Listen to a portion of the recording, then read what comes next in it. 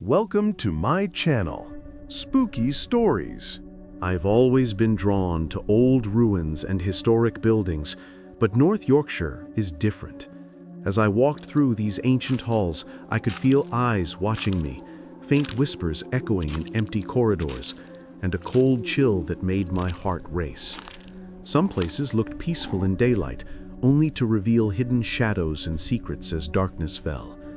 Tonight, I want to take you inside 10 of the most haunted locations in North Yorkshire. Real places where the past lingers, where spirits roam, and where every stone has a story to tell, if you dare to listen. If you're enjoying these chilling stories, don't forget to hit the like button and subscribe to our channel for more real haunted adventures. 1.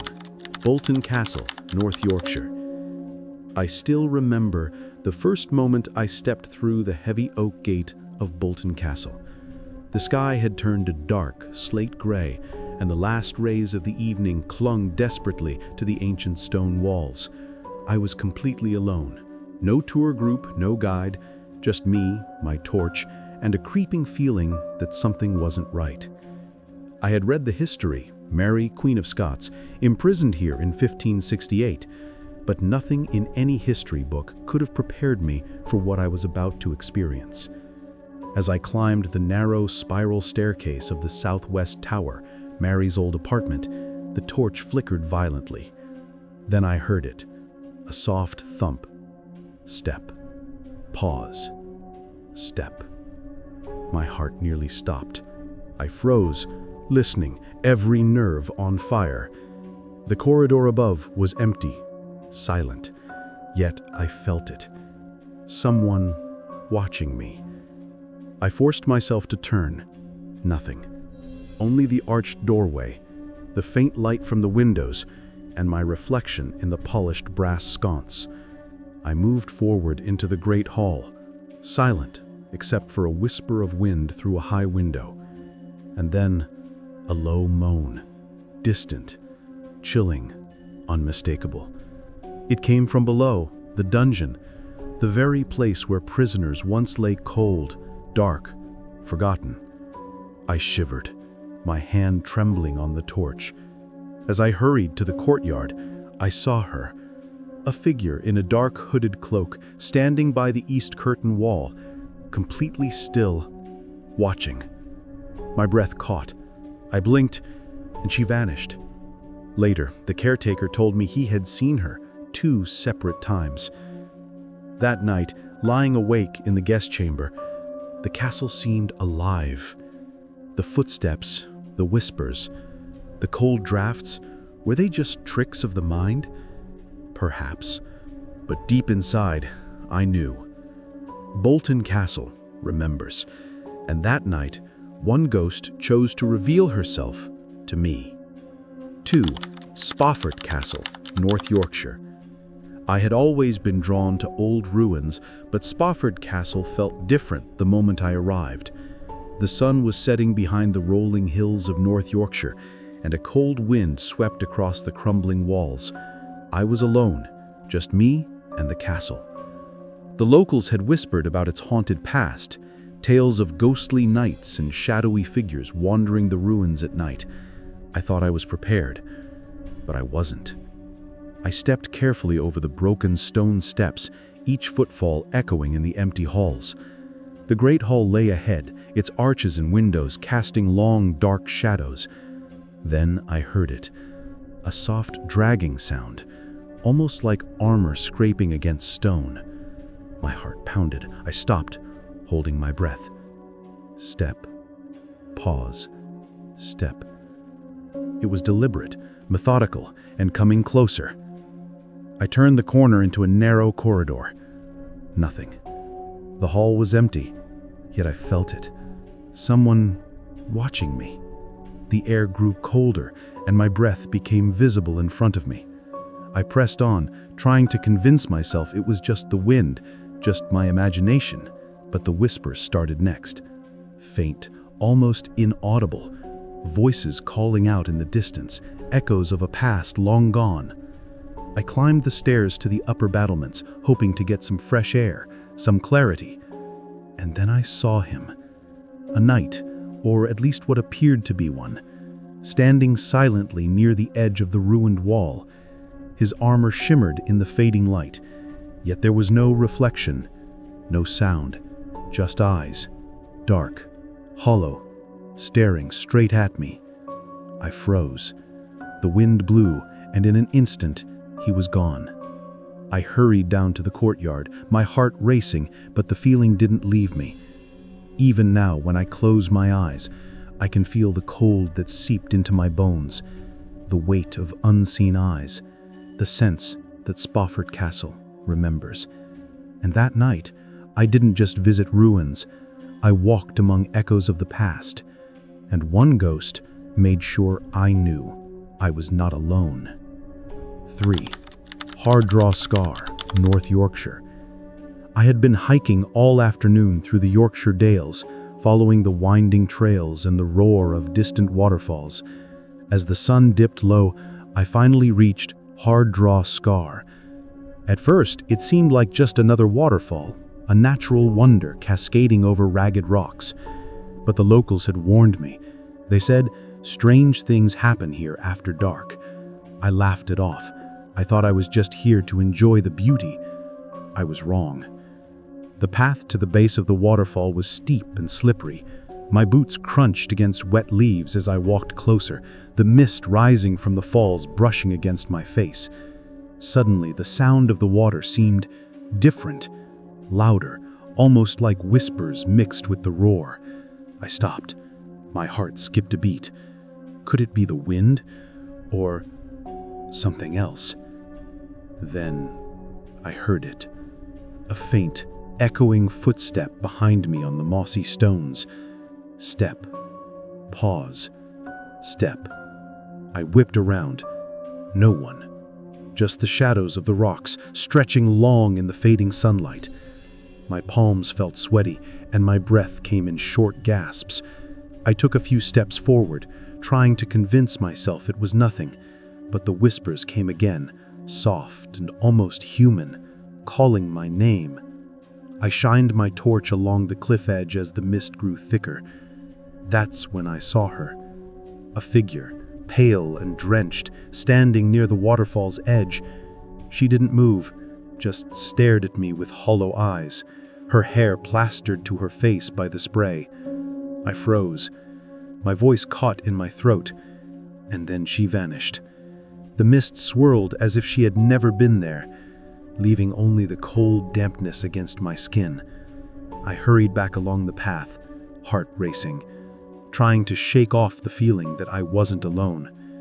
Even now, when I close my eyes, I can feel the cold touch of that place, the whispers, the sense that Harddraw Scar remembers. And for a moment, I knew. One ghost had followed me just to make sure I would never forget. 4. The Parsonage Hotel and Spa, North Yorkshire. I had arrived at the Parsonage Hotel and Spa just as the evening fog rolled over the Yorkshire countryside. The building looked elegant in the daylight, but now, in the shadows, it felt alive, almost aware of my presence. I was alone, my suitcase in hand, ready for a quiet night away from the city. I didn't expect the hotel to have a history so chilling, or the spirits waiting for me. After checking in, I decided to explore the hallways. The walls were lined with old paintings and dark wood panels that creaked under my touch. That's when I heard it, a soft whisper. I froze. The hotel was empty, or so I thought. Step, pause, step. Someone or something was moving on the floor above me. My heart raced, but curiosity pushed me forward. I climbed the staircase slowly, the polished banisters cold under my hand. At the top, the corridor stretched endlessly, and a sudden chill swept past me. I could see my breath forming small clouds in the dim light. Then, out of the corner of my eye, a shadow moved. I turned sharply, but there was nothing, just the paintings and the faint sound of whispers growing louder. In room 7, I felt the presence strongest. The door was slightly ajar, and as I peeked inside, the air turned icy. I could hear soft sobbing, as if someone was crying unseen. My stomach twisted with fear, but I had to know. I stepped inside and called out, my voice trembling. Silence. Then, a chair scraped across the floor, as if pushed by invisible hands. My heart thumped so loudly I was sure someone upstairs would hear it. I ran back to the lobby, gasping for air. Later, a staff member told me that guests had reported seeing a lady in old-fashioned clothing roaming the halls, and sometimes even sitting silently in the lounge, just watching. That night, I lay in bed, eyes wide open, feeling the hotel's walls breathe around me. The Parsonage Hotel remembers, and sometimes it lets its ghosts roam free. 5. St. William's College, North Yorkshire. I had always loved walking the historic streets of York, but nothing prepared me for the moment I stepped into St. William's College. The late afternoon sun was slipping behind the rooftops, casting long shadows across the stone courtyard. I had come to admire the medieval architecture, but as I passed through the arched entrance, a chill ran down my spine. Something about this place felt alive. I wandered through the cloisters, the echo of my footsteps bouncing off the stone walls. At first, it was quiet, almost peaceful. But then I heard it, a soft whisper, like someone trying to speak from far away. I paused, straining to hear. The sound faded, replaced by the unmistakable feeling that I was being watched. I turned a corner into a narrow hallway. The air grew colder with each step. My breath came out in small clouds, and the hairs on the back of my neck stood on end. A door creaked slowly somewhere above me, though the building was empty. Step, pause, step. Someone, or something, was moving on the floor above me. My heart raced, but curiosity pushed me forward. I climbed the staircase slowly, the polished banisters cold under my hand. At the top, the corridor stretched endlessly, and a sudden chill swept past me. I could see my breath forming small clouds in the dim light. Then, out of the corner of my eye, a shadow moved. I turned sharply, but there was nothing. Just the paintings and the faint sound of whispers growing louder. I hurried to the courtyard, heart pounding, trying to convince myself it had been a trick of the light. But even now, when I close my eyes, I can feel the chill, the whispers, and the sense of someone silently observing me. St. William's College is more than stone in history. It remembers the people who walked its halls long ago, and sometimes those who have passed are still very much present. 6. Fountains Abbey, North Yorkshire. I had planned a quiet afternoon visiting Fountains Abbey, expecting only to marvel at its ancient ruins. The sky was overcast, the clouds heavy and gray, casting a somber shadow over the stones. As I walked through the massive arches, the history of this place felt almost tangible. Monks had lived here centuries ago, praying, working, and sometimes vanishing under mysterious circumstances. I wandered down the narrow pathways, the sound of my footsteps echoing eerily. At first, it was peaceful, almost too peaceful. But then I noticed it, a faint chanting, soft and distant, coming from the direction of the old cloisters. I stopped, straining to listen. It didn't sound like any wind or natural echo. Step, pause, step. A rhythm that seemed deliberate, almost ritualistic. Curiosity overcame my fear. I followed the sound, heart pounding, along the crumbly walls. The air grew colder with each step. a chill that seeped through my jacket and into my bones. Shadows stretched long and dark across the courtyard, and I felt it. Someone, or something, was watching me. I reached the Abbey's central hall, where sunlight barely pierced the thick stone walls. There, at the far end, I glimpsed a figure, a monk in flowing robes, head bowed, walking slowly across the stones. My stomach twisted, and I wanted to run, but my legs felt frozen. I blinked, and the figure vanished.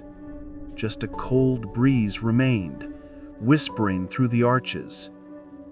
As I left the Abbey, I couldn't shake the feeling that the place had acknowledged my presence, that centuries of secrets and spirits were silently observing me.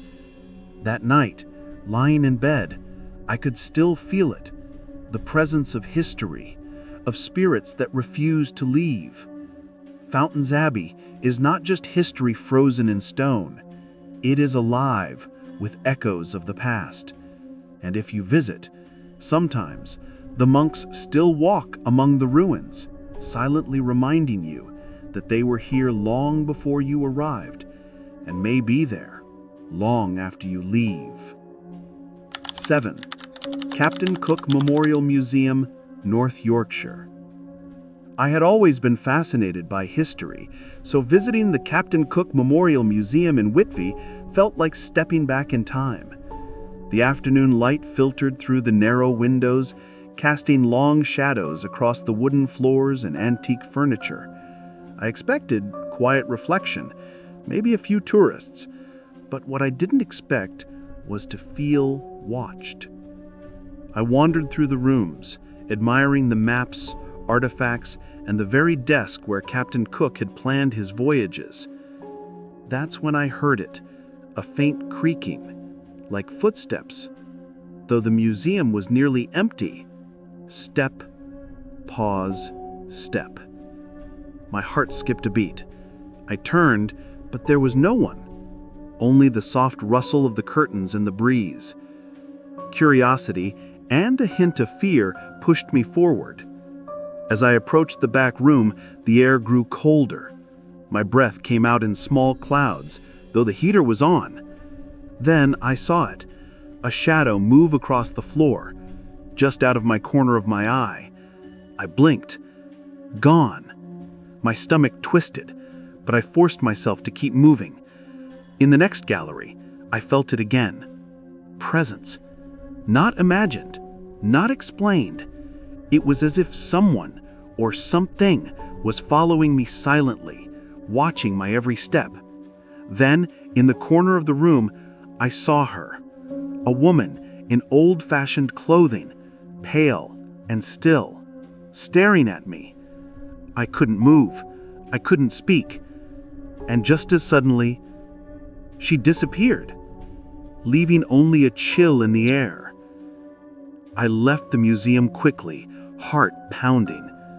Later, the curator mentioned that visitors and staff have often reported seeing figures, hearing footsteps, and feeling sudden cold spots. That night, lying in bed, I could still feel it, the presence of history, of spirits that refuse to leave. Captain Cook Memorial Museum is more than just artifacts and maps. Sometimes, the past is still very much alive, watching, waiting, and reminding you that history has its own way of lingering. 8. Nunnington Hall, North Yorkshire. I had been driving through the peaceful countryside of North Yorkshire when I decided to stop at Nunnington Hall. The sun was beginning to set, painting the sky in shades of orange and purple. At first, the hall looked serene, almost inviting. But as soon as I stepped inside, the atmosphere shifted. There was something heavy in the air, like the house remembered centuries of secrets and the ghosts that never left. I wandered through the grand halls, my footsteps echoing off the polished floors. Portraits of stern ancestors stared down at me from the walls. The silence was broken only by the soft creak of the wooden stairs beneath me. That's when I heard it, a whisper, faint and almost lost in the air. I paused, straining to hear. It was calling, almost like a warning. As I moved deeper into the hall, I felt a cold draft brush past my face. My heart started to race. Step, pause, step. Deliberate footsteps on the floor above. I turned quickly, but no one was there. Shadows moved oddly in the corners of the rooms, as if unseen eyes were following me. In the main gallery, I saw her, a pale woman in a long, flowing gown, standing by a large window. She didn't speak, didn't move, just stared at me with hollow eyes. My legs felt frozen. I wanted to call out, but my voice caught in my throat. And then she vanished. Just a whisper of air remained, and the feeling that I was not alone lingered in every room I walked through. I left Nunnington Hall hurriedly, heart pounding, but even in the fresh night air, I couldn't shake the feeling that the hall was still watching me. That night, lying awake, I could almost hear the soft footsteps echoing in my mind. Nunnington Hall is not just a beautiful historic estate, it's a place where the past still breathes, and sometimes it makes sure you notice. 9. Benningbro Hall, North Yorkshire. I arrived at Benningbro Hall on a grey, misty afternoon. The hall stood proudly among its gardens, but the moment I stepped inside, the atmosphere changed. The air felt heavy, almost as if the walls themselves remembered every secret whispered within them. I was alone, yet I could feel the weight of unseen eyes on me. I wandered through the grand halls, my footsteps echoing off the polished wooden floors. The portraits of long-dead ancestors seemed to watch me, their eyes following every movement. At first, I tried to convince myself it was just my imagination, but then I heard it, a soft creak above me. Step, pause, step. Deliberate footsteps on the floor above. I turned quickly, but no one was there. Shadows moved oddly in the corners of the rooms, as if unseen eyes were following me. In the main gallery, I saw her, a pale woman in a long, flowing gown, standing by a large window. She didn't speak, didn't move, just stared at me with hollow eyes. My legs felt frozen. I wanted to call out, but my voice caught in my throat. And then, in a blink, she vanished. Just a whisper of air remained, and the feeling that I was not alone lingered in every room I walked through. I left Benningbro Hall hurriedly, heart pounding, but even in the fresh night air, I couldn't shake the feeling that the hall was still watching me. That night, lying awake, I could still feel the shadows following me in my mind. Benningbro Hall is more than just history and beauty. It's alive with memories and spirits that refuse to leave. And if you're there when it chooses, you'll feel them too. St. Mary's Church, North Yorkshire. I had been walking through a quiet village in North Yorkshire when I noticed St. Mary's Church standing solemnly against the fading evening light. Its old stone walls were weathered, and the tall spire seemed to pierce the grey sky. I had come to admire its history and architecture, but the moment I stepped inside, the air grew heavy, almost alive. The church was empty, except for the sound of my footsteps echoing on the stone floor. At first it felt peaceful, too peaceful. Then I heard it, a faint whisper, soft and almost lost in the air. I paused, straining to listen. It sounded like someone was calling my name. Step, pause, step, deliberate footsteps moving somewhere above me. I turned quickly, but no one was there. Shadows moved oddly in the corners of the rooms, as if unseen eyes were following me. In the pews near the altar, I saw her, a figure dressed in dark flowing robes, standing, not moving, just staring at me with hollow eyes. My body froze. I wanted to ask if she was real, but my voice caught in my throat. And then she vanished. Just a whisper of air remained, and the feeling that I was not alone lingered in every room I walked through. I left St. Mary's Church hurriedly, my heart pounding, but even under the evening sky, I could still feel eyes following me, shadows lingering among the gravestones. That night, lying in bed, I could still hear the faint whispering in my mind, soft footsteps echoing through the corridors of my thoughts. St. Mary's Church is more than just an old building. It holds the memories of those who walked its aisles long ago, and sometimes, just sometimes, the spirits of the past still linger, silently observing, reminding you that in some places the past never truly leaves.